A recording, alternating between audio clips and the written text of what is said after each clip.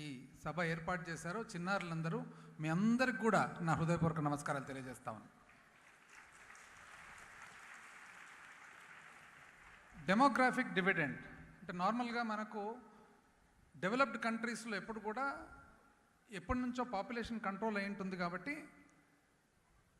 Aged వాళ్ళు ఎక్కువ ఉండడము, పనికి ఎవరైతే పనికి వచ్చే వాళ్ళు ఉంటారో తక్కువ వయసు ఉండేవాళ్ళు తక్కువ ఉంటారనమాట. వెరాజ్ India is in a particular state where we have lot of people who are young, energetic and ready to work. I think that's called a demographic dividend which we have to capitalize and make use. So this is a big advantage for India and so as a big advantage for Andhra Pradesh. There is one other big advantage that Andhra Pradesh has. Guess what it is? The big advantage that we have is a young and energetic Chief Minister. I think it deserves a big applause. It's very difficult to get a Chief Minister who is young and energetic and wave length కానీ frequency కానీ ఆలోచన విధానం కానీ మన youth ఎవరైతే ఉండారో ఆ యూత్కు connect అయ్యే విధంగా ఉన్న వయసు అనేది చాలా తక్కువ అని చెప్పి మీ అందరికీ కూడా నేను తెలియజేస్తా ఉన్నాను.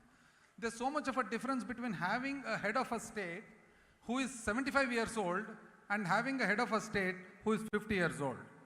So we have to realize that. And even though he appears very simple, I think you can all see him sitting very simple, wearing a white shirt and a khaki trouser, but at the same time, I can tell you, he has so much of knowledge on various fields, from agriculture to fisheries to industries to anything you name it, he has it. And nenem pogaddam ledu. Just now we were visiting a few stalls over there. So there was one company, Avery, who makes electric vehicles, EV scooters, here in Vizag. So వాళ్ళ stall explain చేసేటప్పుడు the youngsters over there were showing us అనమాట, ఈ battery ఈ విధంగా ఉంటుంది sir, we make this particular instrument which prevents any blast that takes place charging. అంటే CM గారు వెంటనే ఏమడిగినారంటే అన్ని చూసిన తర్వాత ఇదంతా సీల్ చేసినారు కదమ్మా, సీల్ చేస్తే వెంటిలేషన్ ఎట్లా ఈ బ్యాటరీకి అని అడిగినారు అనమాట. that boy was taken away. He said, no sir, ఇది శాంపుల్ ఇక్కడ పెట్టినాం కానీ స్కూటర్ లోపల పెట్టినప్పుడు మాత్రం దానికి వెంటిలేషన్ ఉంది. So that is the sort of knowledge he has. And he believes in every individual in the state of AP shall have an equal opportunity to skilling without any barrier. A barrier లేకుండా కూడా equal opportunity ఉండాలా, కులమతాలు భేదాలు లేకుండా, ఆర్థిక స్తోమత భేదాలు లేకుండా everybody should have an opportunity అని. ఉదాహరణకు మీరు చూడండి, the country of Singapore, if you look at Singapore, the journey that Singapore has taken, అక్కడ స్కిల్లింగ్ అనేది there is no age bar, no bar on anything. Even 60-70-year-old people also are getting skilled so that they just don't sit idle at home. So it might not be just to make a living, but at the same time nobody sits idle. So that's the sort of environment that our honorable Chief Minister envisages for our state. And now if you look at the difference between developed countries and developing countries, so developed countries, what happens is formal education that they undergo, when it comes to implementation, actual usage of that education, they have a way where it seamlessly flows. Ante udaharanaku a+b whole square equals a square b square 2ab ante we in the developing countries normally tend to just think a+b whole square formula, but you go to the developed country, there why does a+b whole square translate into a square b square 2ab, and what is the application of that formula into actual life anedi. So that is exactly what we and our Chief Minister envisages in the state of Andhra Pradesh, and also making a living and a livelihood with dignity and self-respect. So this is also what he sincerely actually envisages for our state. And when it comes to skilling, we also have to realize that it is not necessary that everybody is highly educated. Good, if somebody is highly educated, well and good, but every person, every citizen should have an opportunity to make a living and a livelihood irrespective of what the education is. All of us need not become doctors, all of us need not become engineers. Whatever we do, we have to do it with a passion, with what we like, and also the best in the form of addition to what we learn in the form of skilling. So that's how this skilling paradigm in Andhra Pradesh has taken shape.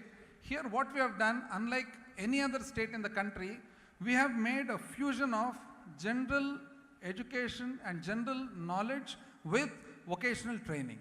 ఈ రెండు mix చేయడం వలన this is the skilling ecosystem, the cascading ecosystem that we have, and we are the only state, I can tell you very proudly, in the country who have done this. Here what we have done is NSQF, the National Skill Qualification Framework that is there. There are 10 levels. First to fourth is normally basic skills. So that we have formed something called a skill hub at the bottom of the pyramid. And then we have the NSQF levels of 5 to 8. 9 and 10 are of the very higher levels.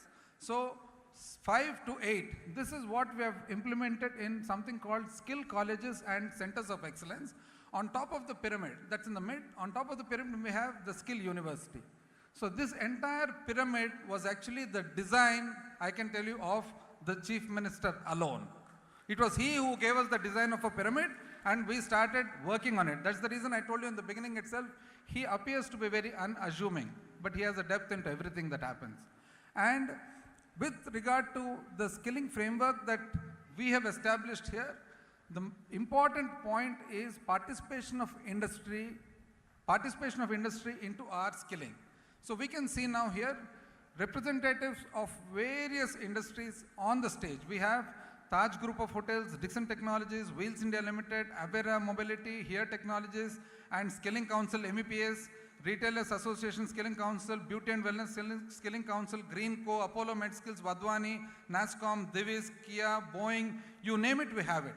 And we also have all other industries in the form of Ramkey, JBMI, Hetero, Kia, JSW Cement, Kims, Samsung, Coromandel. So this is what we have done. We have actually partnered with industry so that industry contributes to our skilling and our skilling education, technical education, nursing education, hospitality education, in such a way that we are aware of what the industry actually needs. And participation of the industry in the form of faculty, in the form of laboratory development or improvement, this actually makes our skilled workforce ready to be employed. And putting all this into one nutshell, now we have formed what is called Bhavita, what is being launched today by our Honorable Chief Minister. So Bhavita, again I have to tell you something, sir, about the logo. The logo Bhavita actually, it took a lot of innovation to get there. So Bhavita is a sun and a horse that is flying in the sun. So that actually horse portrays freedom and strength and endurance.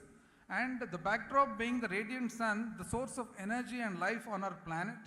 This composition actually, it reflects movement, eternal progression, positivity and perfection. Initially when we wanted